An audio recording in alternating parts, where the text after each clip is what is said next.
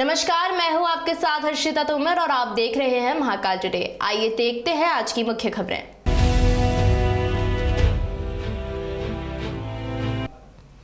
उज्जैन की स्वतंत्र भारत की आजाद हिंद फौज होमगार्ड ने अपना स्थापना दिवस मनाया, जहां मुख्य अतिथि के रूप में संभागायुक्त संदीप यादव पहुंचे।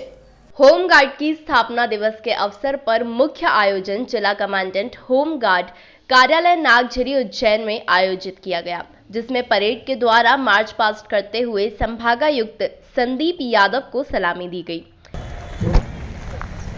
अभिवादन। स्थापना दिवस परेड के परेड कमांडर श्री कमलेश सिंह हाड़ा द्वारा मुख्य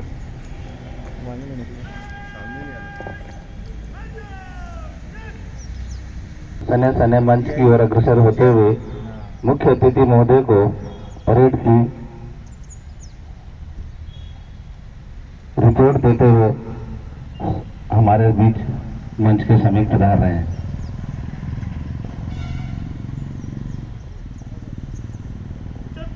होमगार्ड नागरिक सुरक्षा स्थापना दिवस आपके निरीक्षण के लिए तैयार है श्रीमान।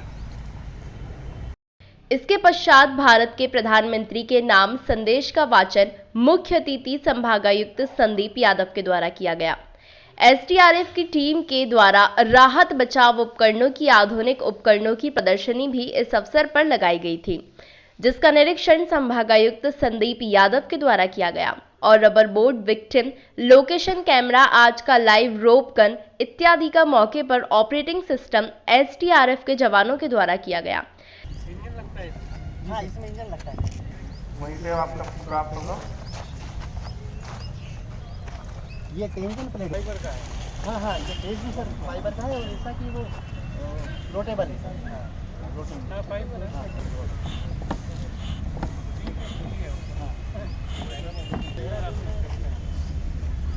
ये सर आपका रहेगा, बताओ। चलिए आपका रहेगा।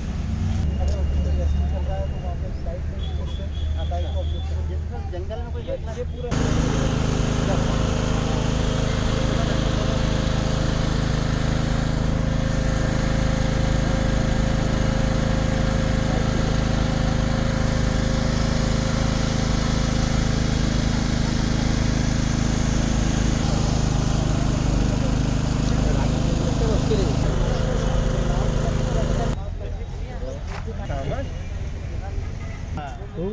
अरे मैं टेलरी का काम कर।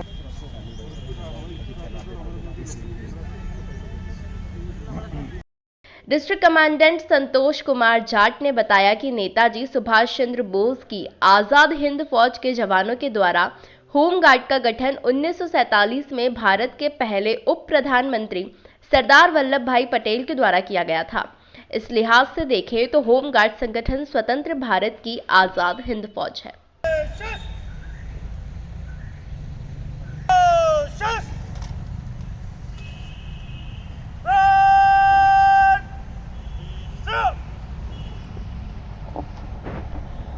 गीत गाए जा, ये जिंदगी है कौन की, तू कौन पर लुटाए जा। राष्ट्र के सामने आने वाली हर विपत्तियों, आंतरिक चुनौतियों को समाप्त करने के लिए होमगार्ड के राष्ट्रभक्त सैनिक सक्षम है और ये परेड कमांडर कमलेश हाड़ा मुख्य अतिथि महोदय को मंच से सलामी देते हुए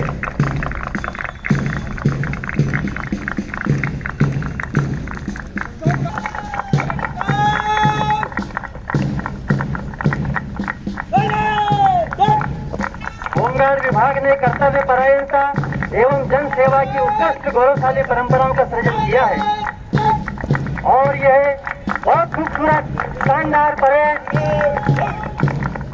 और यह ट्रैफिक का प्लाटून, अलग अलग विधाओं में होमगार्ड के जवान और ये महिला प्लाटून मुख्य अतिथि महोदय को सलामी देते हुए मार्च पास्ट करते हुए के अधिकारी, होमगार्ड की पूरी फोर्स, जैसे आप सभी को मालूम है, जब भी कोई समस्या आती है, जब भी कोई दिक्कत होती है, सबसे आगे बढ़कर काम करने वाली हमारी फोर्स है। पुलिस जो है वो एक रेगुलर पुलिसिंग का काम करती है, लेकिन हर जगह होमगार्ड की मदद उनको रहती है, चाहे वो डिजास्टर से रिलेटेड इश्यूज़ हैं। इवन रेगुलर पुलिसिंग के दौरान भी बहुत सारे कर्तव्य जो है होमगार्ड के लोगों द्वारा निभाए जाते हैं, चाहे वो ट्रैफिक से रिलेटेड है, चाहे वो रूटीन में थानों पे वायरलेस सेट्स पे है, सभी तरह के काम इनके द्वारा किए जाते हैं। और पिछले 59 वर्षों में इन्होंने अपनी उपयोगिता सिद्ध की है। हर जगह जब भी बाढ़ आए, चाहे कोई अन्य राहत के कार्य हों, हमारे होमगार्ड के लोग आगे से आगे बढ़कर कार्य करते हैं। मैं समझता हूँ देश की एक बहुत ही बड़ा और अच्छा ऑर्गेनाइजेशन है जो समाज को हमेशा समय समय पर मदद करता रहता है।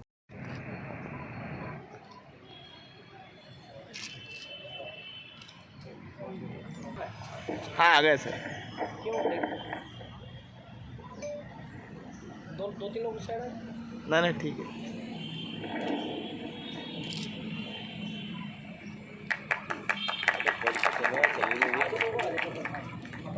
एक अलग से फोटो करा लेना इसके लिए।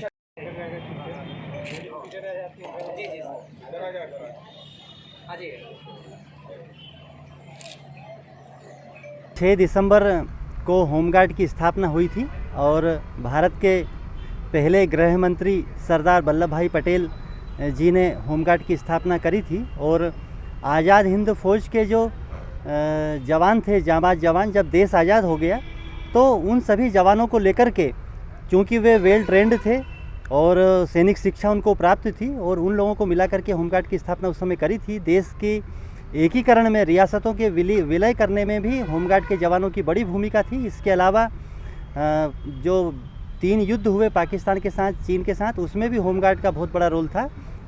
सेना के साथ उन्होंने, भारत की सेना के साथ सहयोग किया, और उसके बाद तब से लेकर के आज तक होमगार्ड समाज की उन्नति, और जब भी कोई आपदा की स्थिति आती है, लॉ एंड ऑर्डर की स्थिति आती है, तो होमगार्ड के जवान अपना सर्वश्रेष्ठ योगदान देते हैं। और आज ये स्थापना दिवस मनाया गया। आगे किस प्रकार से होमगार्ड संगठन देश और समाज के लिए और अधिक प्रासंगिक और अधिक उपयोगी हो सके, उसके लिए भी चिंतन और वो किया जाएगा, रणनीति बनाई जाएगी। तो ये स्थापना दिवस पर मैं सभी होमगार्ड के जवानों को बहुत बहुत शुभकामनाएं देता हूं। और आज यहाँ मुख्य अतिथि के रूप में कमिश्नर साहब श्री संदीप यादव जी यहाँ पधारे थे। उनको मार्च पास्ट करते हुए परेड के द्वारा, आकर्षक परेड के द्वारा सलामी दी गई थी। और अब दिन में और अन्य कार्यक्रम, यहाँ सांस्कृतिक कार्यक्रम, खेलकूद इत्यादि किए जाएंगे। ये रिश्ता क्या कहलाता है कि प्रसिद्ध एक्ट्रेस कांची सिंह आज अपने परिवार के साथ उज्जैन के महाकालेश्वर मंदिर में बाबा महाकाल के दर्शन करने पहुंची। यहां आरती के पश्चात कांची सिंह ने मंदिर परिसर में करीब 2 घंटे बिताए, जिस दौरान उन्होंने महाकाल टुडे की टीम के साथ की खास बातचीत। ज्योतिर्लिंग विश्व प्रसिद्ध बाबा महाकाल के दरबार में ये रिश्ता क्या कहलाता है कि कांची सिंह परिवार के साथ दर्शन करने पहुंची। कांची अपने माता पिता के साथ बाबा महाकाल की संध्या आरती में शामिल हुई। कांची ने करीब 2 घंटे तक मंदिर परिसर में ही बाबा की आराधना की, जिसके बाद महाकाल मंदिर के प्रांगण में मस्तक पर भगवान शिव का त्रिपुंड बनवाया और अपने दोस्तों के साथ फोटो भी खिंचवाई। महाकाल के दर्शन के बाद कांची सिंह ने उज्जैन की एक होटल में पहुंचकर चाय की चुस्की भी ली। इस दौरान उनका परिवार भी उनके साथ था। कांची ने महाकाल टुडे की टीम से खास बातचीत की और चर्चा में उन्होंने बताया कि बाबा से अपनी नई आने वाली फिल्म की सफलता की कामना की है। जब बाबा महाकाल के दर्शन किए तो आंखों में आंसू आ गए थे। उनकी छवि को निहार कर, उनकी आरती में शामिल होकर एक अलग ही आनंद की अनुभूति हुई है।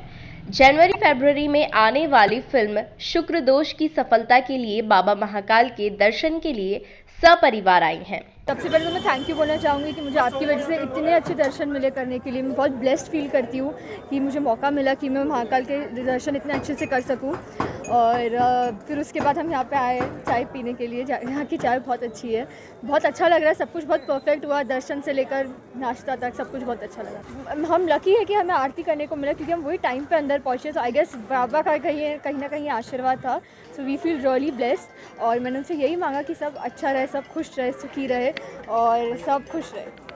मैं उनको ये कहना चाहूँगी कि ज़रूर यहाँ पर आइए, एक बार अपनी लाइफ में आना ही चाहिए। यहाँ की वाइब्स एकदम अलग है। मतलब अंदर जाते ही जब हम भगवान के सामने खड़े होते एकदम सब भूल जाते। मेरी आँख में तो आंसू आ गए थे।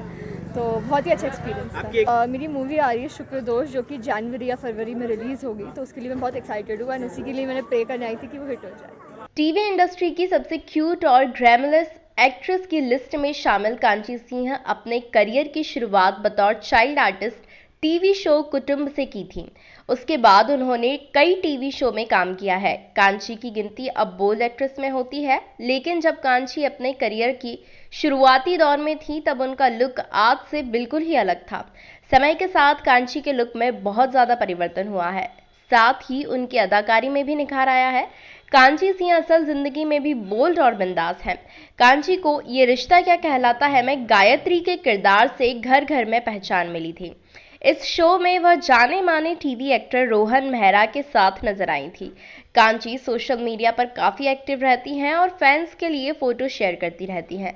कांची सीरियल ससुराल सिमर का प्यार तूने क्या किया और भक्तों की भक्ति में शक्ति में भी नजर आ चुकी हैं। 21 माह बाद आज महाकालेश्वर मंदिर के गर्भगृह में प्रवेश शुरू कर दिए गए हैं। अब आम भक्तजन भी बाबा महाकालेश्वर को जल चढ़ा सकेंगे एवं ज्योतिर्लिंग को स्पर्श कर सकेंगे। महाकालेश्वर मंदिर के गर्भगृह में दूध एवं पूजन सामग्री ले जाने पर प्रतिबंध रहेगा। उज्जैन के विश्व प्रसिद्ध महाकाल मंदिर में लगभग 2 वर्ष बाद फिर से श्रद्धालुओं का गर्भगृह में प्रवेश शुरू कर दिया गया है। सोमवार को भस्म आरती के बाद श्रद्धालु सीधे गर्भगृह में प्रवेश कर दर्शन कर रहे हैं। यहाँ उनकी खुशी का ठिकाना देखते ही बनता है। यहाँ खास बात यह है कि गर्भगृह में प्रवेश के साथ ही शिवलिंग को स्पर्श करना और जल चढ़ाना भी जारी है।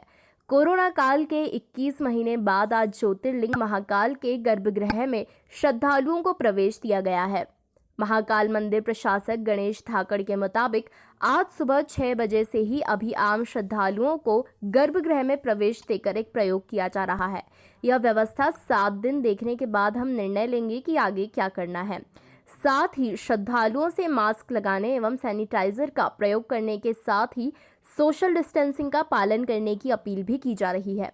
महाकाल मंदिर के गर्भगृह में प्रवेश की व्यवस्था अभी सुबह 6:15 से 7:15 बजे तक पुजारी एवं पुरोहितों की यजमान प्रोटोकॉल एवं सत्कारधारियों के साथ ही दोपहर 1 से 3 और रात 8 से 9 बजे के बीच का समय रहेगा, जिसमें आम दर्शनार्थियों को दोपहर 1 से 3 एवं रात 8 से 9 बीच प्रवेश दिया जाएगा। महाकाल मंदिर में आरती के समय में श्रद्धालुओं को प्रवेश नहीं दिया जाएगा। श्रद्धालुओं से निवेदन किया जा रहा है कि वो मास्क का प्रयोग करें, अपने सैनिटाइज़र का उपयोग करें और सोशल डिस्टेंसिंग बनाकर दर्शन करें। अभी हम लोगों ने आम जनता को, आम जो श्रद्धालु है उसको प्राथमिकता देते हुए ये चालू किया है और अभी 7 दिन हम व्यवस्था देखेंगे, उसके बाद देखते हैं फिर क्या निर्णय लेते हैं। अभी किस समय श्रद्धालु प्रवेश करेंगे और क्या क्या समय रखे गए हैं जल चढ़ाने?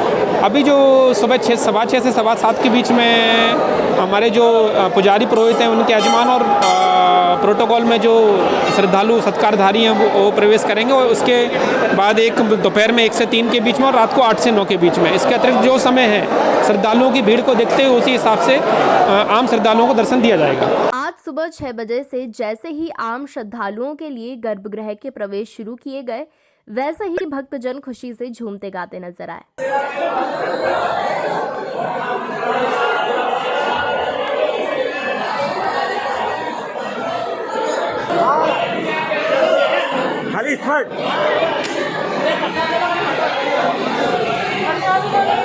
बरसात नहीं जाएगी, बरसात नहीं जाएगी।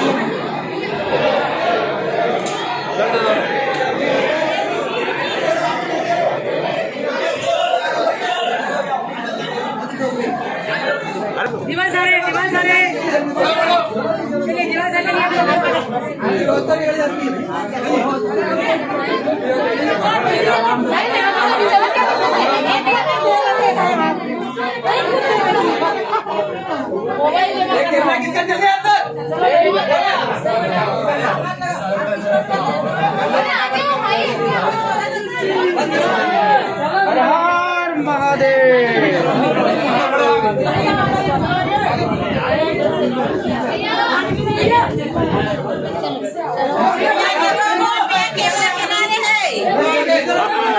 हमारा ही अधिकार है। ओ भैया हो, एक बार इधर आओ, चलो भैया चलो,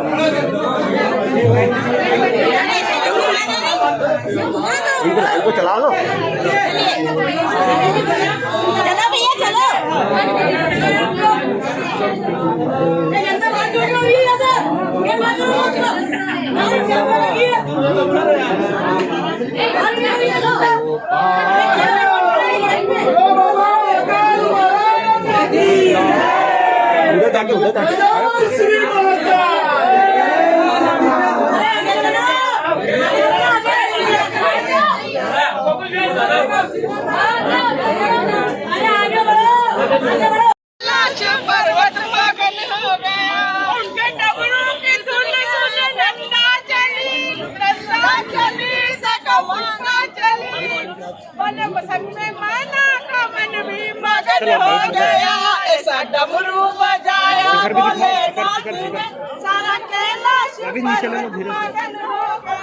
महाकाल मंदिर के पंडित आशीष पुजारी ने बताया कि आज भक्त और भगवान के बीच की दूरी खत्म हो गई है। सुबह से ही भक्तों का तांता लगा हुआ है। यहाँ देश और विदेश के कोने कोने से श्रद्धालु बाबा महाकाल को जल चढ़ाने के लिए पहुंच रहे हैं। देखिए, बाबा महाकाल के दरबार में 200 वर्ष के बाद में बाबा महाकाल ने आज गर्भगृह खुला है भक्त लोगों के लिए। भक्त और भगवान की जो दूरी थी, जो कोरोना के कारण हो गई थी, आज भक्त और भगवान की दूरी खत्म हो चुकी है और भक्त बाबा महाकाल के दर्शन पाकर जल चढ़ाकर अपने आप को धन्य मान रहे हैं। बाबा महाकाल की लीला अपरंपार है। भगवान से यही प्रार्थना है कि ये कोविड महासमय का जो समय आया था वो खत्म हो और ये सतत बाबा महाकाल के दरबार में भक्त लोगों को दर्शन मिल सके। जय महाकाल। दरअसल 2 वर्ष बाद पहली बार पुनः मंदिर के गर्भगृह में प्रवेश शुरू किया गया है।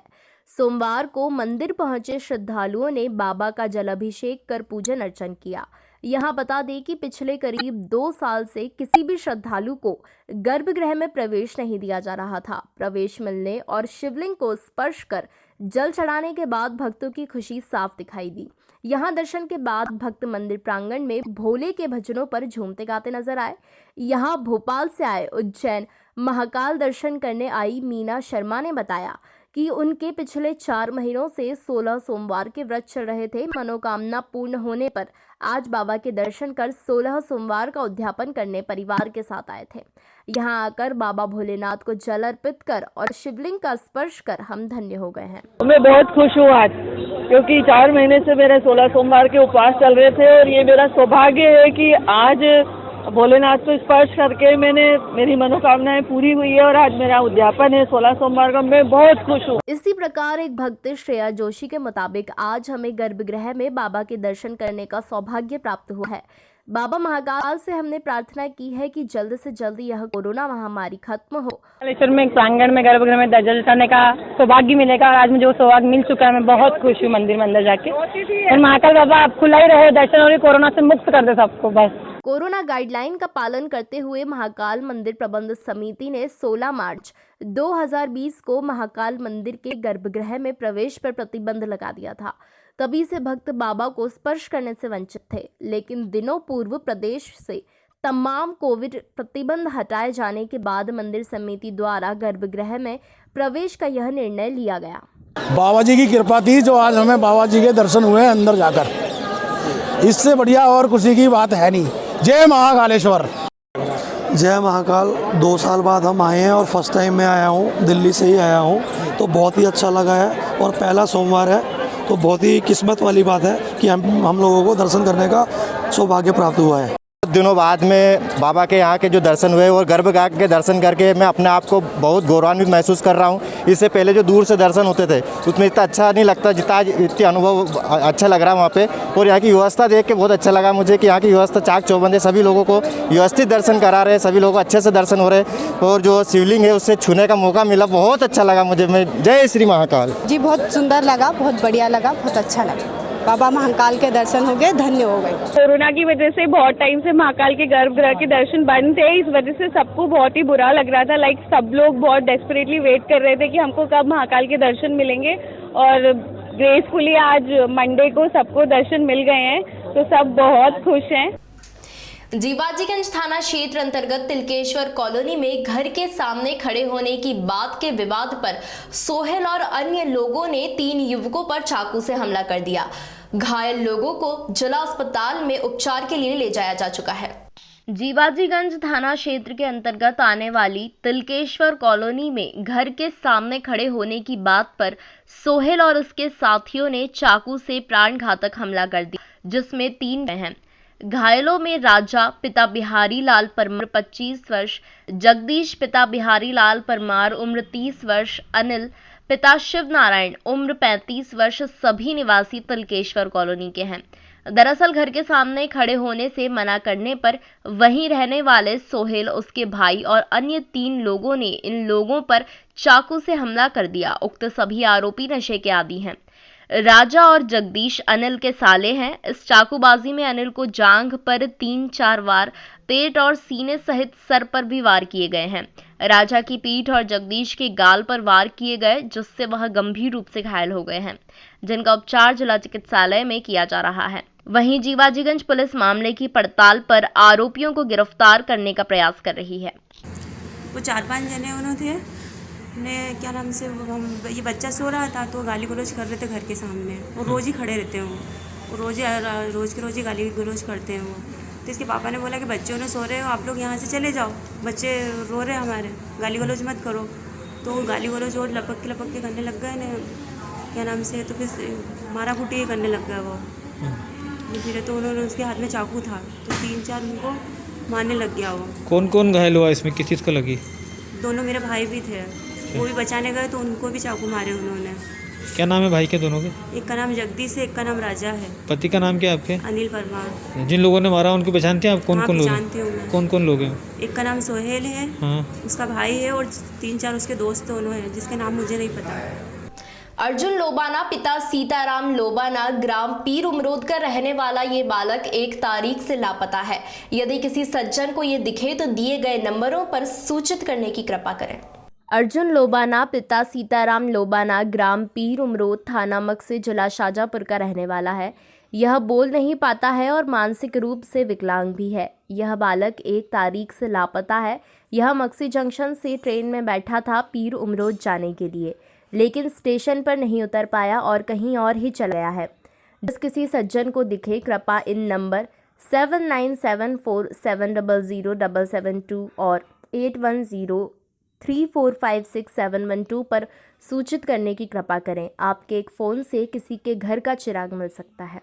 ये जो बच्चा गुम हुआ है मेरा बच्चा ही है। इसका नाम है अर्जुन लोबाना और ग्राम पीर उमरोद का निवासी है।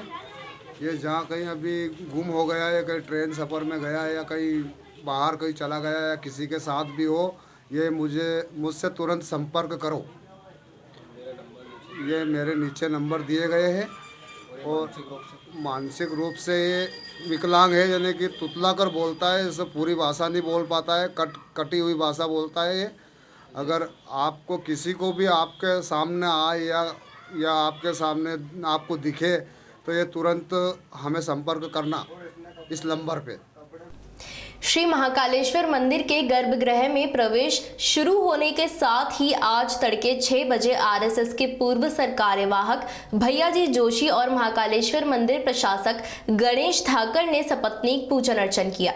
उज्जैन में आज 6 दिसंबर 2021 से श्री महाकालेश्वर मंदिर प्रबंध समिति की बैठक में हुए निर्णयानुसार गर्भगृह के द्वार आम और खास श्रद्धालुओं के लिए खोल दिए गए हैं, परंतु प्रातःकालीन भस्म आरती में दर्शन व्यवस्था पूर्वानुसार ही रहेगी। आज सुबह 6 बजे गर्भगृह में प्रवेश प्रारंभ होते ही आरएसएस के पूर्व सर कार्यवाहक भैयाजी जोशी ने बाबा महाकाल का पूजन अर्चन किया। भैयाजी जोशी के साथ श्री महाकालेश्वर मंदिर प्रबंध समिति के प्रशासक गणेश कुमार धाकड़ ने भी सतपनीक पूजन किया। यहाँ महाकालेश्वर मंदिर के पुजारी एवं पुरोहितों द्वारा मंत्रोच्चारण के साथ यह पूजन संपन्न करवाया गया। आरएसएस के सर कार्यवाहक भैयाजी जोशी ने बाबा महाकाल को जल अर्पित कर ज्योतिर्लिंग बाबा महाकाल का पंचामृत अभिषेक किया। अभिषेक के पश्चात बाबा की आरती की गई। आरती एवं पूजन के बाद नंदी मंडपम में भैयाजी जोशी का श्री महाकाल मंदिर प्रबंध समिति द्वारा शाल श्रीफल भेंट कर महाकाल का स्मृति चिन्ह देकर सम्मान किया गया। ओम नमः शिवाय नमः। पयस्नानं समर्पयामि। ओम पंचनद्यः सरस्वती प्रियांति सत्रोदसाः सरस्वती गोपञ्चदासो देशे भवत्सरिता। ओम नमः शिवाय नमः। प्रणता वनमासेना कान्ता दुतमवरे व्याघ्रकृते वसाना विश्ववन्तं निखिलभयहरं पंचमं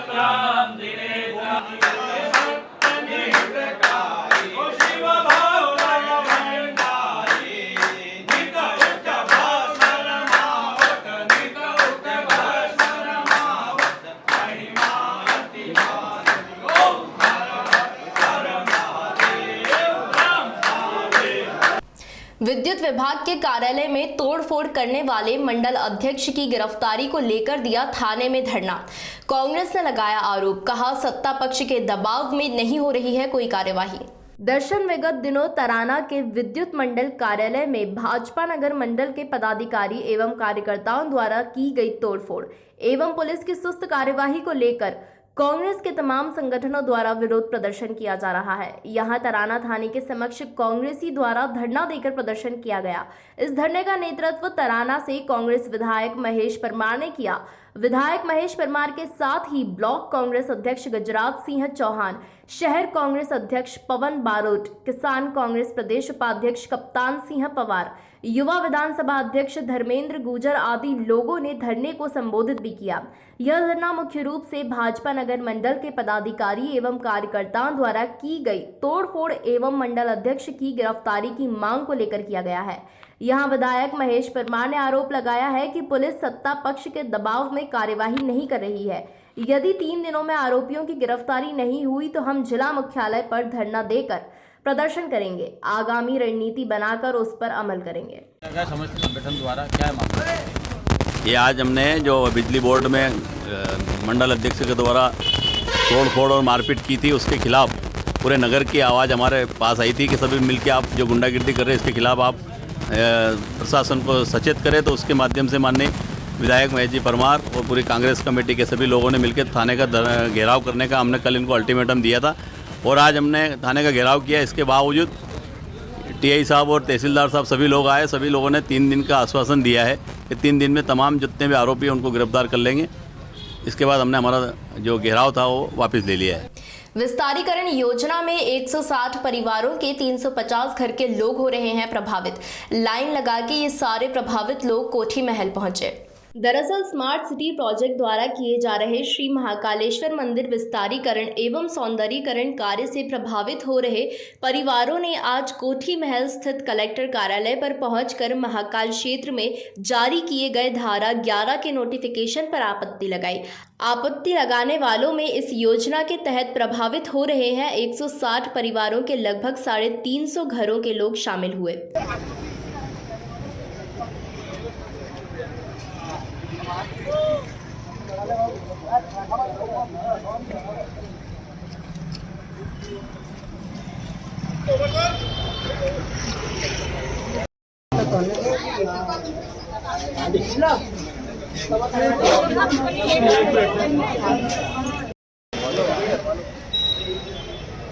इन परिवारों द्वारा आपत्ति लगाने के साथ ही समस्त विधायकगण एवं मध्य प्रदेश के मुख्यमंत्री शिवराज सिंह चौहान से इस योजना पर रोक लगाए जाने की मांग की है।